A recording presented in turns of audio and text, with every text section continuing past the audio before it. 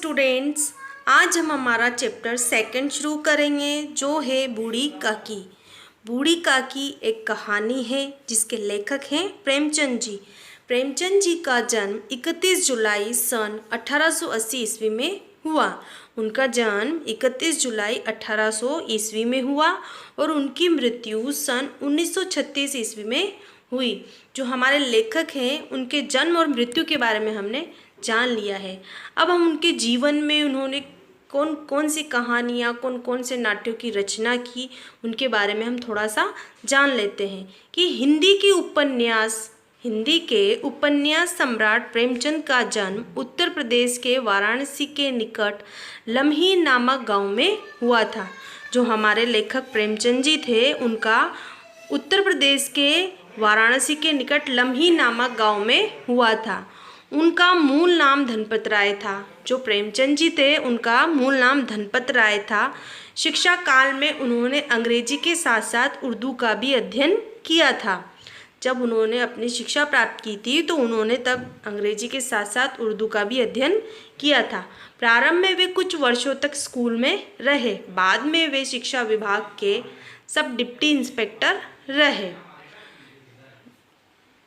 स्वाधीनता आंदोलन में भाग लेने के कारण उन्होंने नौकरी छोड़ दी। जो स्वतंत्रता आंदोलन हुआ था उसमें भाग लेने के कारण उन्होंने अपनी नौकरी छोड़ दी और वे स्वतंत्र लेखन की ओर मुड़े।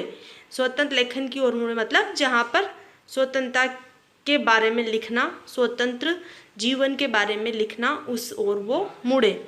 वे हिंदी ही नहीं बल्कि समग्र भारतीय साहित्य के महान व्यक्तित्व हैं। वे हिंदी ही नहीं बल्कि समग्र भारतीय साहित्य के महान व्यक्तित्व हैं। अपनी आवाज़ जनता तक पहुंचाने के लिए उन्होंने उपन्यास, कहानियाँ और नाटक लिखे। जो प्रेमचंद जी हैं उन्होंने अपनी जो आवाज़ है, जो अपना जो संदेश वो देना चाहते थे उसके लिए उन्होंने जनता तक पहुंचाने के लिए उन्होंने कहानी और नाटक भी लिखे। उन्होंने अन्य भाषाओं में अनुवाद किए, निबंध लिखे और बालोपयोगी साहित्य की भी रचना की। उन्होंने अन्य भाषाओं में अनुवाद किए, निबंध लिखे और बालोपयोगी साहित्य की रचना भी की।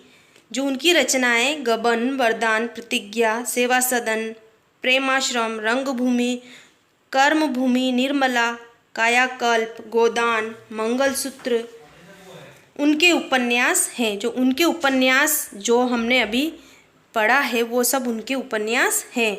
मानसरोवर 8 भागों में उनकी लगभग 300 कहानियाँ संग्रहित है। जो मानसरोवर है वो 8 भागों में है और उसमें 300 कहानियाँ संग्रहित है। प्रेम की वेदी, करबला और संग्राम उनके नाटक हैं। जो प्रेम की वेदी, करबला और संग्राम उनके नाटक हैं। कुछ विचार, कलम और तलवार और त्याग आदि उनके निबंध संकलन है। ये सब प्रेमचंद जी के जो उन्होंने रचनाएं की है उनके बारे में बताया गया है कि उन्होंने कौन कौन से निबंध, कौन कौन से उपन्यास, कौन कौन से नाट्यों की रचना की है। बूढ़ी काकी में प्रेमचंद ने ऐसे दयनीय वृद्धियों की अवस्था की ओर हमारा ध्यान खींचा है जिन्हें उपेक्षा मिलती है और जो जीवन के हर क्षण मतलब हर पल का आनंद पूर्वक उपभोग करना चाहते हैं। यह मूल कहानी का संक्षिप्त रूप है। अब हम यहाँ पर आते हैं, ये हमने प्रेमचंद जी के बारे में जाना। अब हम कहानी के बारे में जानते हैं कि जो बूढ़ी कहानी है हमारी बूढ़ी काकी, उसमें प्रेमचंद जी ने वृद्ध लोगों के बारे में बताया है कि जो वृद्ध लोग होते हैं उनकी क्या सोच होती है, वो कैसा रहना चाहते हैं, उसके बारे में इसमें बताया गया है। जो बूढ़ी काकी है कहानी वो असहाय वृद्ध लोग जो होते हैं उनके बारे में ये है जिन्हें परिस्थिति, जैसे कभी कभी ऐसी परिस्थिति हो जाती है कि अपनी संपत्ति, जो अपनी पूरी जायदाद होती है वो किसी और के नाम करनी पड़ती है क्योंकि वो उस समय संभालने लायक नहीं होते हैं। तो मजबूरी में उनको अपनी जो संपत्ति होती है वो किसी के का नाम करनी होती है, किसी को सौंपनी पड़ती है और खुद उनकी कृपा पर जीना उनको पड़ता है। जो खुद बूढ़े जो होते हैं अपनी जो संपत्ति दूसरों के नाम करते, फिर उनको संपत्ति नाम करने के बाद उनके सहारे जीना पड़ता है। बूढ़ी काकी के पति और नौजवान बेटों की मृत्यु के पश्चात, जो बूढ़ी काकी है उसके नौजवान बेटों की भी मृत्यु हो जाती है और उसके पति की भी मृत्यु हो जाती है। उसके पश्चात उसके परिवार में सिर्फ एकमात्र एक भतीजा ही बचता है, जिसके नाम वो अपनी जायदाद कर देती है। जो ये कहानी है बूढ़ी काकी, उसमें बताया गया है कि उसके नौजवान पुत्र और पति की मृत्यु के बाद उसके परिवार में सिर्फ एक भतीजा बचता है, जिसके नाम वो अपनी संपत्ति कर देती है। फिर थोड़े दिनों बाद उसकी ये स्थिति हो जाती है कि उसको पेट भर भोजन मिलना भी मुश्किल हो जाता है। तो उस बूढ़ी काकी की क्या दशा होती है वो सब इस कहानी में बताया गया है। तो चलो हम हमारी कहानी शुरू करते हैं। तो हमारी कहानी की जो पंक्ति शुरू करते हैं वो है, बुढ़ापा बहुधा बचपन का पुनरागमन हुआ करता है। बुढ़ापा बहुधा बचपन का पुनरागमन हुआ करता है। यहाँ पर जो हमारा बुढ़ापा है वो बचपन का मतलब हमारा बचपन वापस आना, पुनरागमन मतलब वापस आ जाना। जो बूढ़े लोग होते हैं उनका भी स्वभाव बचपन जैसा ही हो जाता है, बार बार भूख लगना, उनका मन बच्चों जैसा हो जाता है। तो यहाँ पर इस पूरे वाक्य में बताया गया है कि जो बुढ़ापा होता है वो बचपन वापस ला देता है। बूढ़ी काकी में जीभ के स्वाद के सिवा न कोई और चेष्टा शेष थी। जो बूढ़ी काकी थी उनके जीभ के स्वाद के उनकी कोई चेष्टा मतलब कोई इच्छा न थी, न अपने कष्टों की ओर आकर्षित करने का रोने के अतिरिक्त कोई दूसरा सहारा ही।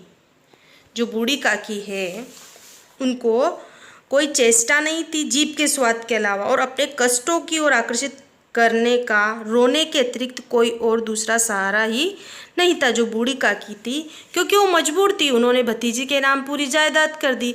अब भतीजी ने किस तरह से उनकी सेवा की वो इस कहानी में हमें जानने को मिलेगा। तो जो बूढ़ी काकी थी क्योंकि वो बूढ़ी थी तो उनको भी स्वाद, जो उनकी इच्छा थी उनको अच्छा चटपटा खाना मिले। तो यहाँ पर समस्त इंद्रियां, हाथ और पैर जवाब दे चुके थे। जो हमारे शरीर की जो सारी इंद्रियां जो कार्य करती है वो सब जवाब दे चुके थे।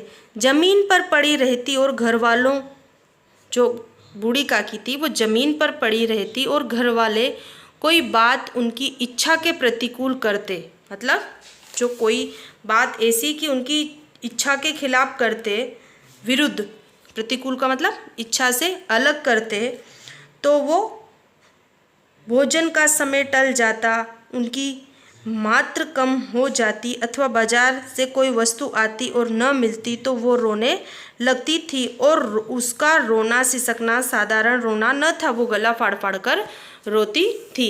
यहाँ पर जो बूढ़ी काकी थी उसके विरुद्ध मतलब वो ज़मीन पर पड़ी रहती थी और जैसे घर में कोई अच्छा बाहर का खाना आ रहा है, बाज़ार से कोई नई वस्तु आ रही है, उसे नहीं मिलती थी तो वो रोने लगती थी। और वो साधारण तरीके से नहीं रोती थी, वो गला फाड़ फाड़ कर रोती थी। उसके पति को स्वर्ग सिधारे बहुत वक्त हो चुका था। जो बूढ़ी काकी थी उसके पति को मरे हुए बहुत वक्त हो चुका था। बेटे तरुण होकर चल बसे, मतलब जवान में नौजवान चल बसे। अब एक भतीजे के सिवाय उसका कोई न था। उसी भतीजे के नाम उन्होंने अपनी सारी संपत्ति लिख दी। जो बूढ़ी काकी है उसने उसी भतीजे के नाम अपनी सारी संपत्ति लिख दी। बुद्धिराम ने सारी संपत्ति लिखवाते समय खूब लंबे चौड़े वादे किए। बुद्धिराम जो बूढ़ी काकी का भतीजा था उसने संपत्ति लिखवाते समय बहुत लंबे चौड़े वादे किए। लंबे चौड़े वादे मतलब कि मैं बहुत सेवा करूँगा, बहुत अच्छे से रखूँगा, वो सब लंबे चौड़े वादे किए। किंतु वे सब वादे केवल कुली डिपो के दलालों के दिखावे के सब भाग थे। जो बुद्धिराम था उसने जो भी दिखावे किए वो सब क्या थे, सिर्फ दूसरों को दिखाने के लिए, ताकि वो सब सोचे कि इसका भतीजा बहुत अच्छा है। तो यहाँ पर जो बूढ़ी काकी थी उसके भतीजे के नाम पूरी संपत्ति कर दी थी और जो भतीजा था बुद्धिराम उसने भी खूब वादे किए कि मैं बूढ़ी काकी को अच्छे से रखूँगा ये वो, क्योंकि वहाँ पर जो दलाल थे, जो डिपो के दलाल जो जिनको दिखाना पड़ता है वो सब थे इसलिए। यद्यपि उस संपत्ति की वार्षिक आय कम न थी, तथापि बूढ़ी काकी को पेट भर भोजन भी कठिनाई से मिलता था। जो बूढ़ी काकी की जो संपत्ति की आय थी वो कम नहीं थी, फिर भी जो बूढ़ी काकी थी उसको पेट भर के भोजन भी नहीं मिलता था। लड़कों का बूढ़ों के स्वाभाविक विच्छेद होता ही है, और फिर जब माता पिता का यह रंग देखते तो वे बूढ़ी काकी को और सताया करते। मतलब जो अपने माता पिता को देखते हैं बूढ़ों के प्रति व्यवहार करता, वैसा ही बच्चे भी करते हैं। तो जो बच्चे थे वो बूढ़ी काकी को सताया करते थे। वो कैसे सताते थे? कोई चुटकी काट कर भागता, कोई उन पर पानी की कुल्ली कर देता। काकी चीख मारकर रोती, परंतु ये बात प्रसिद्ध थी कि वे केवल खाने के लिए रोती है। काकी जब रोती थी तो सब क्या सोचते थे कि वो खाने के लिए ही रोती है, लेकिन ये कोई नहीं जानता था कि कोई उसको चिपटी काट कर चला जाता है, कोई पानी की कुल्ली करता है, इसलिए वो चीखती और रोती है। अतएव उन्हें संताप और आर्तनाद का कोई ध्यान नहीं देता था। मतलब उनका जो उसकी जो पीड़ा थी बूढ़ी काकी की, उस पर कोई ध्यान नहीं देता था। संपूर्ण परिवार में यदि काकी से किसी का अनुराग था, मतलब किसी को प्रेम था, तो वो बुद्धिराम की छोटी लाडली थी। बुद्धिराम जो बूढ़ी काकी का भतीजा था, उसी की बेटी, वो काकी से उसका थोड़ा लगाव था। लाडली अपने दोनों भाइयों के डर से अपने हिस्से की मिठाई या चौवना बूढ़ी काकी के पास बैठकर खाया करती थी। जो लाडली थी वो अपने हिस्से का जो खाना होता था या कोई मिठाई चबेना कुछ भी होता था तो वो बूढ़ी काकी के पास जाकर खाया करती थी। यही उसका रक्षागार था, जो सुरक्षित रखा जाता है, यही उसका रक्षागार था। यहाँ पर बूढ़ी काकी का बताया गया है कि जो संपूर्ण परिवार में उसकी लाडली उसका ध्यान रखती थी। यद्यपि काकी की शरण उनकी लोलुपता के कारण महंगी पड़ती थी, तथापि भाइयों के अन्याय की तुलना में कई सुलभ थी। जो काकी की जो सुलभता थी, मतलब जो काकी थी उसके पास बैठना, उसके भाइयों के अन्याय से वो काफ़ी अच्छी थी। इसका स्वार्थानुकूलता ने उन दोनों में सहानुभूति का आरोपण कर दिया। मतलब जो वो चबेना लेके जाती थी और वो उसके पास बैठती थी, तो उन दोनों के बीच जो है वो प्रेम पैदा हो गया एक दूसरे के प्रति। किसके? बूढ़ी काकी और उनकी लाडली बेटी के बीच। रात का समय था, बुद्धिराम के द्वार पर शहनाई बज रही थी। यहाँ पर रात का समय था और बुद्धिराम के द्वार पर शहनाई बज रही थी और गांव के बच्चों का झुंड विषमपूर्ण नेत्रों से गाने का रसावाद कर रहा था। बुद्धिराम था, उसके घर शहनाई बज रही थी। आज बुद्धिराम के बड़े लड़के मुखराम का तिलक आया है, यह उसी का उत्सव है।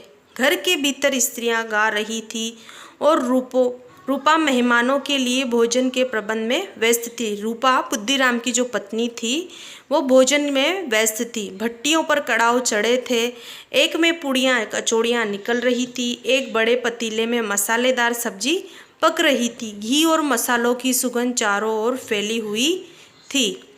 बूढ़ी काकी अपनी कोठरी में बैठी हुई थी, यह सुगंध उन्हें बेचैन कर रही थी। वे मन ही मन सोच रही थी, इतनी देर हो गई, कोई भोजन लेकर नहीं आया, मालूम होता है सब लोग भोजन कर चुके हैं। यह सोचकर उन्हें रोना आया, परंतु अपशगुन के डर से वो रो न सकी।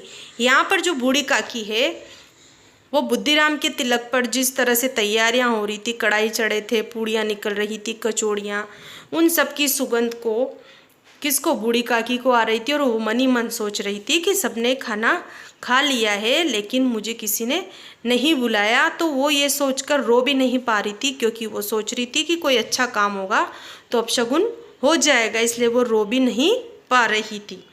बूढ़ी काकी की कल्पना में पूड़ियों की तस्वीरें नाचने लगी। वो जो पूड़ियाँ निकलती है उसके बारे में वो सोचने लगी, क्योंकि जब भूख लगती है तो सबके दिमाग में वो सब चीज़ें आती है। तो वो सोचने लगी खूब लाल लाल फुली फुली नरम नरम होगी, कचौड़ियों में अजवाइन और इलायची की महक आ रही होगी, एक पूड़ी मिलती तो जरा हाथ लेकर देखती, क्यों न चलकर कड़ाह के सामने ही बैठूं। इस प्रकार निर्णय करके बूढ़ी काकी उकड़ू बैठकर हाथों के बल सरकती हुई बड़ी कठिनाई से चौखट से उतरी और धीरे धीरे रेंगती हुई कढ़ाई के पास आ बैठी।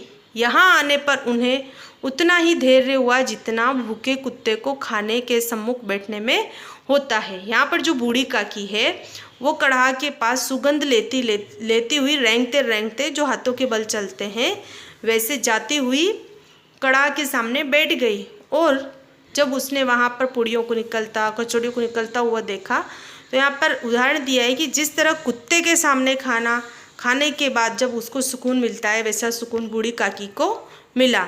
तो यहाँ पर हमने हम आज इतनी ही कहानी करेंगे, नेक्स्ट क्लास में हम पूरी कंप्लीट करेंगे। तो यहाँ पर हमने जाना कि जो बूढ़ी काकी है वो अपने भतीजे के नाम अपनी पूरी संपत्ति कर देती है।